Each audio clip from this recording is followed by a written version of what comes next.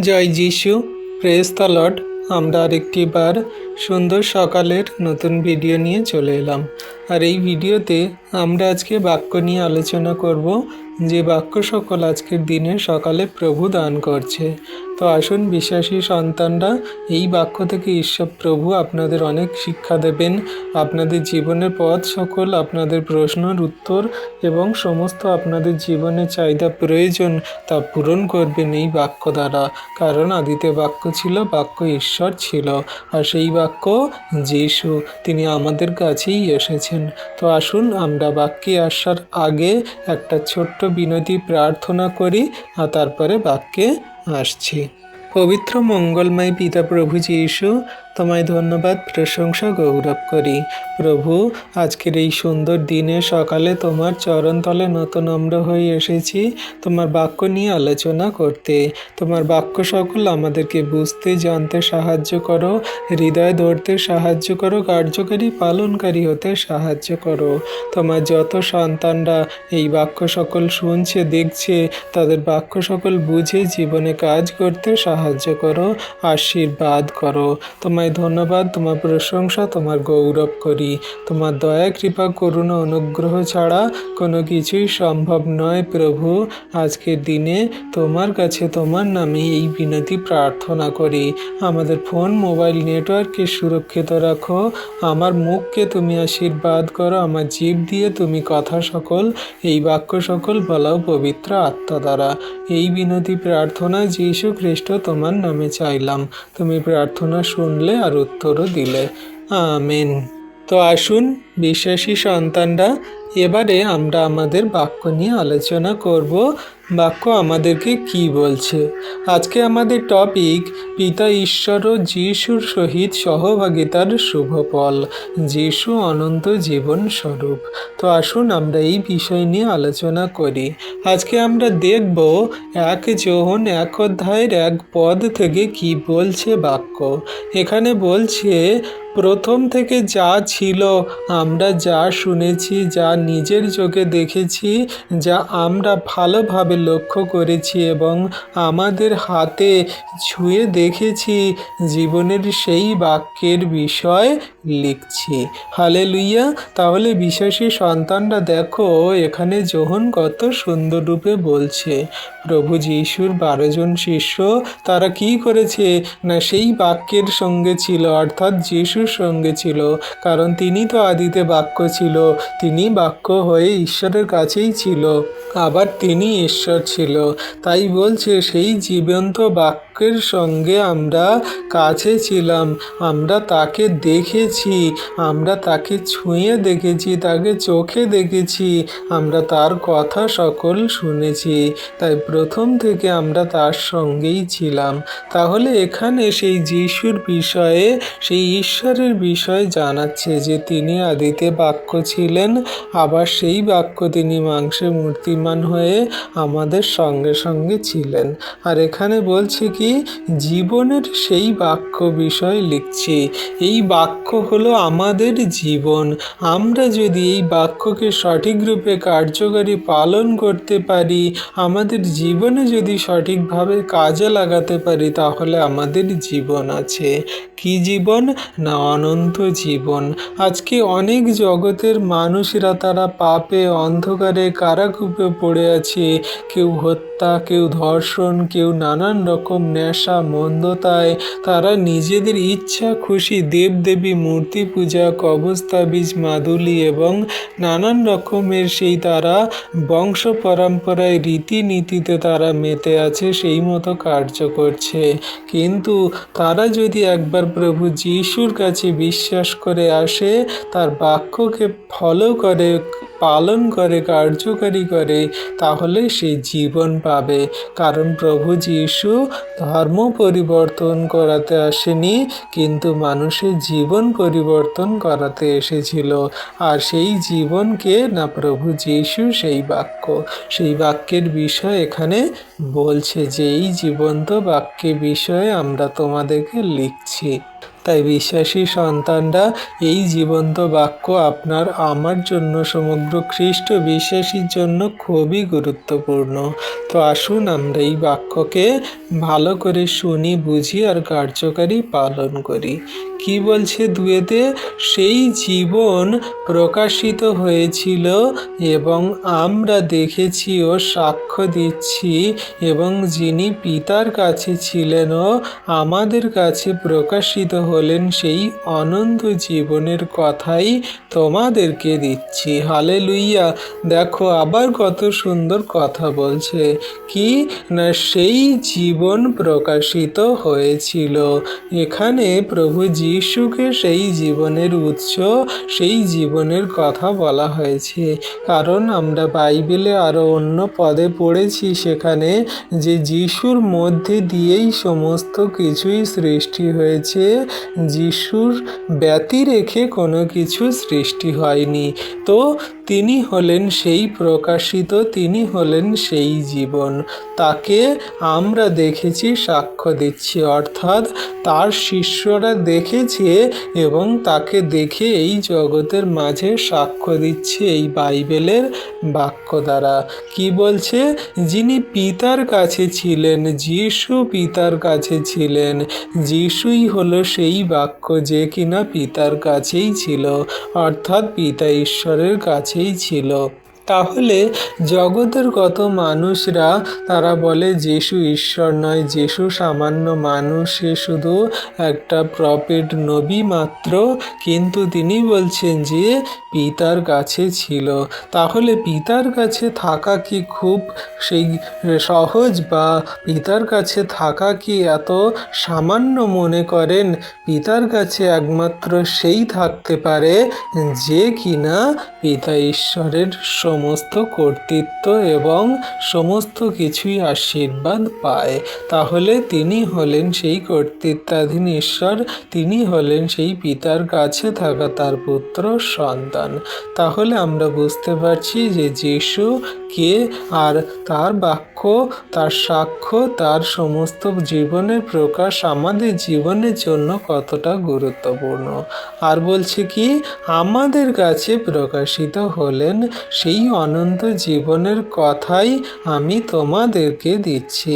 তাহলে সেই যিশু আমাদের কাছে প্রকাশিত হলেন এই কারণেই, কেন না সেই অনন্ত জীবনের প্রকাশ সকল যাতে আমরা পাই, আমরা জানতে পারি যে পথ, সত্য, জীবন একমাত্র যিশুই।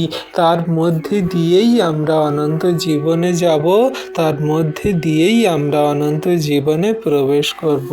তাই প্রভু যিশুর বিষয়ে, অনন্ত জীবনের বিষয়ে যোহন আমাদেরকে জানাচ্ছে, বলছে আমাদের কাছে সেই যিশু প্রকাশিত হলেন যাতে আমরা অনন্ত জীবন পাই, আর তোমরাও যাতে অনন্ত জীবন পাও সেই সাক্ষ্য, সেই লেখা আমি তোমাদের কাছে এই যোহন পুস্তকে লিখছি, তোমাদেরকে বলছি। তাহলে আসল কথা হচ্ছে, বিশ্বাসী সন্তানরা, আপনি যদি অনন্ত জীবনে যেতে চান, আপনি যদি জীবন পেতে চান, আপনি যদি আপনার জীবনের উদ্দেশ্য, প্রশ্ন এবং আপনি মানুষ হয়ে কেন জন্ম নিয়েছেন সেই বিষয়ে আপনি সঠিকভাবে জানতে চান, আপনার এই পৃথিবীতে থাকাকালীন কি কি কাজ করতে হবে, কেমন জীবন যাপন করতে হবে, এই সমস্ত কিছু প্যাকেজিংয়ের উত্তর, আপনার প্রশ্ন, সব কিছুই কিন্তু বাইবেলে আছে, সব কিছুই কিন্তু প্রভুর বাক্যেতেই আছে। তাই প্রভু যিশুর বাক্য সামান্য বা শুধুমাত্র পড়ার মতো করে পড়বেন না, এটা আমাদের জীবনের প্রশ্নের উত্তর, এটা আমাদের অনন্ত জীবন দেয়, এটা আমাদের সমস্ত সেই মন্দতাকে দূর করে সত্য এবং পবিত্রতায় চলতে সাহায্য করে। তাই বিশ্বাসী সন্তানরা, আজকে যদি আপনি প্রভুর এই বাক্যকে শুনছেন, তাহলে হৃদয়ে ধারণ করুন, স্থিরভাবে বাক্যকে কার্যকারী পালন করুন। তিনি আমাদের আশীর্বাদ, অনুগ্রহ, দয়া, কৃপা, করুণা তিনি করছেন। এবারে 3 পদে কি বলছে? আমরা যাকে দেখেছি ও শুনেছি তার খবর তোমাদেরকেও দিচ্ছি, যেন আমাদের সঙ্গে তোমাদেরও সহভাগিতা হয়। আর আমাদের সহভাগিতা হলো পিতার এবং তার পুত্র যীশু খ্রিস্টের সহভাগিতা। হালেলুইয়া। তাহলে দেখো বিশ্বাসী সন্তানরা, আপনারা জগতের মাঝে অনেক বন্ধু, অনেক আত্মীয়, অনেক প্রিয়জন, আপনাদের ভালোবাসার মানুষ, তাদের সঙ্গে আপনার কি করেন না মেল মেলাপ করেন, তাদের সঙ্গে পরিচিত হন, তাদের সঙ্গে ভালো জায়গায় ঘুরতে যান, তাদের সঙ্গে কথা আদান প্রদান করেন, মনের কথা সকল ভাগ করে নেন, একটা সহভাগিতা করেন। সহভাগিতা মানে কি না, তার সঙ্গে আমি থেকে আমার মনের কথা তার বলছি, সত্য বিষয়ে আলোচনা করছি, ভালো ভালো বিষয় নিয়ে, জ্ঞানের বিষয়, পবিত্রতার বিষয়, ভালো বিষয় সেখানে আলোচনা করা। তাহলে আপনারা জগতের মাঝে আপনাদের অনেক প্রিয়জন, ভালোবাসার মানুষ, নিজেদের পরিবারের সঙ্গে আপনারা অনেক সহভাগিতা করেছেন। এখন তো বন্ধুরা তারা নিজেরা কি করে না, বন্ধুদের সঙ্গে ড্রিঙ্ক করে, পার্টি দেয়, তারা নানান রকম সহভাগিতা করে। কিন্তু প্রকৃত সহভাগিতা হলো কি না, পিতা ঈশ্বরের সঙ্গে এবং প্রভু যীশুর সঙ্গে, যেটা তিনি আমাদের অনন্ত জীবনের বিষয় বলে, সত্যের বিষয় বলে, এবং আপনার জীবনের উদ্দেশ্য, আপনি কেন মানুষ হয়েছেন, যেটা আমি আগে বলছিলাম, এই সমস্ত বিষয় সকল জানায়। এই বিশ্ব ব্রহ্মাণ্ডের রহস্য কি এবং কেন এই বিশ্ব ব্রহ্মাণ্ডকে সৃষ্টি করে ঈশ্বর প্রভু মানুষকে এতটা ভালোবাসলেন, কেন তিনি সেই স্বর্গের মহান ঈশ্বর হয়ে মাটিতে নেমে এলেন মানুষ রূপে, এই সমস্ত কিছুর বিষয়ে আশ্চর্য আশ্চর্য আপনাদের যা প্রশ্ন, যা কিছু আপনাদের বোঝার বোধগম্যের বাইরে, সমস্তটাই তিনি এই সহভাগিতার মধ্যে দিয়ে জানায়। পিতা ঈশ্বর প্রভু এবং প্রভু যীশু খ্রিস্টের সঙ্গে সহভাগিতা। আর এটা সেই তখনকার দিনে 12 জন শিষ্যরা তারা করেছিল, তাদের মধ্যে যোহন একজন, তিনিই করেছিল। আর সেই খবর সকল, সেই কথা সকল, সহভাগিতার বিষয় সকল আমাদেরকে জানাচ্ছে, বলছে যে প্রকৃত সহভাগিতা হলো কি না, পিতা ঈশ্বরের সঙ্গে এবং তার পুত্র যীশু খ্রিস্টের সঙ্গে।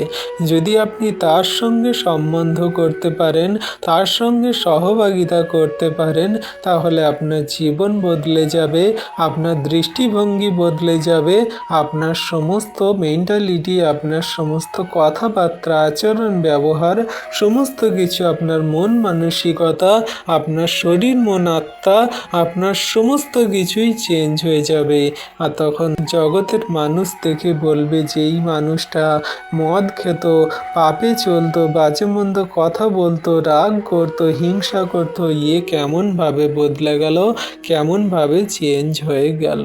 তাই আপনি যদি আজকের নানান রকম পাপে, মন্দতায়, হিংসা, ক্রোধের লোভে এবং আপনার মধ্যে সমস্ত নেশার মন্দ আত্মা সকল আছে, রোগ অসুস্থতা সকল আছে, আসুন আমরা প্রভু যীশুর সঙ্গে সহভাগিতা করি। আপনার আমার সমস্ত অন্ধকার মন্দতাকে দূর করে তিনি আমাদের সহভাগিতায় সমস্ত সত্যকে প্রকাশ করবেন, আশীর্বাদে, আলোয় এবং অনন্ত জীবনের বিষয় সকল জানাবেন। তাই আজকের আমরা এই সহভাগিতার মধ্যে দিয়ে সমস্ত স্বর্গরাজ্যের বিষয় জানব, আর পিতা ঈশ্বরকে বুঝব, প্রভু যীশুর সঙ্গে থাকব। তাই তো বিশ্বাসী সন্তানরা, আমাদের মিনিস্ট্রির নাম হলো খ্রিস্টের সহভাগিতা মিনিস্ট্রি। তো এই মিনিস্ট্রির নাম আমরা নিজেরা দিইনি, এটা প্রভু আমার হৃদয়ে আত্মাতে বলেছেন যে এই মিনিস্ট্রির নাম হবে খ্রিস্টের সহভাগিতা মিনিস্ট্রি, অর্থাৎ প্রভু যীশুর মিনিস্ট্রি, যা তিনি সহভাগিতার মধ্যে দিয়ে আমাদেরকে সমস্ত সত্য সকল জানাচ্ছে। আর আমাদের এই বিশ্বাসী সন্তানরা, আপনারা যারা আমাদের মিনিস্ট্রির সঙ্গে যুক্ত আছেন, প্রত্যেক দিন প্রার্থনা সভাতে জয়েন্ট হন, তারা জানেন প্রভুর সত্য বাক্য এবং প্রার্থনার মধ্যে দিয়ে সমস্ত কিছুই তিনি জানায় প্রত্যেক দিন 8টা থেকে 9টা। তো এমনি করে প্রভু আমাদের এই মিনিস্ট্রিকে দিয়েছে এই নামের মধ্যে দিয়ে। প্রভুর ধন্যবাদ হোক। আসুন আমরা 4 পদে দেখি। বলছে, এবং এগুলি তোমাদের কাছে লিখছি যেন আমাদের আনন্দ সম্পূর্ণ হয়। তাহলে বিশ্বাসী সন্তানরা, এখানে শিষ্যরা বলছে যে আমাদের আনন্দ যেন সম্পূর্ণ হয়, এটাই যে যে সমস্ত জগতের মানুষদের কাছে যারা যারা এই প্রভুর বাক্যকে শুনবে, বুঝবে এবং সেটা জীবনে কার্যকারী পালন করবে, আর সে যখন মন পরিবর্তন করবে, সে যখন পাপের ক্ষমা পাবে, তখন কি হবে না, স্বর্গরাজ্যে আনন্দ হবে স্বর্গদূতের সঙ্গে। বিশ্বাসী সন্তানরা, এটাই আমাদের আনন্দ, যে আমরা শুধু পরিত্রাণ পেলে, আমরা শুধু স্বর্গরাজ্যে গেলে হবে না। আমাদের প্রিয়জন, বন্ধুবান্ধব, আত্মীয় স্বজন, পরিবার, ফ্যামিলিজন এবং চারপাশের মানুষজন যারা অন্ধকারে কারাগারে পড়ে আছে, যারা পাপের অন্ধকারে জীবনযাপন করছে, তারা যখন এই প্রভুর বাক্যকে শুনবে, বুঝবে, গ্রহণ করবে, তখন এই আনন্দ সম্পূর্ণ হবে আমাদের। আমরা যে এত পরিশ্রম করছি, কষ্ট করছি, এই যে আপনারা দেখছেন চার্চ ভেঙে দেওয়া হচ্ছে, বিশ্বাসীদেরকে মারা হচ্ছে, কত রকম যাতনা কষ্ট দেয়া হচ্ছে, সেই সমস্ত মানুষরা যখন প্রভুর কাছে আসবে, তাকে গ্রহণ করবে, বিশ্বাস করবে, তখন আনন্দ পূর্ণ হবে। আর সেই কথা সকল এখানে যোহন জানাচ্ছে যে আমরা যে আনন্দ পেয়েছি, আমরা যে সেই প্রেমময় পিতাকে, প্রভু যিশুকে আস্বাদন করে দেখেছি, তো এমনি করে যখন আমরা এগুলো করব বা তারা যখন করবে, তখন কিন্তু প্রভুকে জানতে পারবে, বুঝতে পারবে। তো এটাই বিশ্বাসী সন্তানরা, আমরা যখন প্রভুকে সম্পূর্ণরূপে বুঝবো, জানবো, গ্রহণ করব, তখন আমাদের সেই শান্তি পূর্ণ হবে এবং সেই আনন্দ পূর্ণ হবে, যেখানে কিনা আমরা আমাদের পরিবার, ফ্যামিলিজন, আত্মীয় স্বজন, বন্ধু বান্ধব, জগন্নিবাসী সকলকার কাছে প্রভুর এই কথা সকল ছড়িয়ে দিচ্ছি, সবাই যাতে প্রভুকে জানতে পারে, বুঝতে পারে। তো আসুন আমরা বিশ্বাসী সন্তানরা যতজন এই ভিডিও প্রার্থনা দেখছি, শুনছি, আমরাও যেন এই ভিডিওকে ছড়িয়ে দিই জগতের মানুষের কাছে, তারাও যেন প্রভুকে জানে, বোঝে, বিশ্বাস করে, গ্রহণ করে। আসুন আমরা প্রভুর কাছে এই সংকল্প করি যে প্রভু, আমরা তোমার প্রেমে, বিশ্বাসে, ধৈর্যে স্থির থাকব, কারণ তোমার বাক্য আমাদের চরণের প্রদীপ, তোমার বাক্য আমাদের জীবন পরিবর্তন করে দেয়, আমাদের অনন্ত জীবনের স্বর্গ রাজ্যে নিয়ে যায়। তো চলুন বিশ্বাসী সন্তানরা, আমরা প্রভুর কাছে এই সংকল্পে, প্রেমে, বাক্যে, কার্যকারিতায় চলি, আর তিনি আমাদের সমস্ত অনন্ত জীবনের পথ সকল দেখাবেন আর সেই পথেই নিয়ে যাবেন। ঈশ্বর প্রভু আপনাদের আশীর্বাদ অনুগ্রহ করছেন, আমরা বিশ্বাস করি। ঈশ্বর প্রভু দয়ালু কৃপাময় পিতা, আমাদের একটিও প্রার্থনা, যাচনা এবং আমাদের জীবনের পথে চলা তিনি কোনো মতে দূর করবেন না। শয়তান দিয়াবলকে দূর করে আমাদের ধার্মিকতার পথে চালাবেন। ঈশ্বর প্রভু আপন বাক্যে সকলকে আশীর্বাদ করুন। আমেন।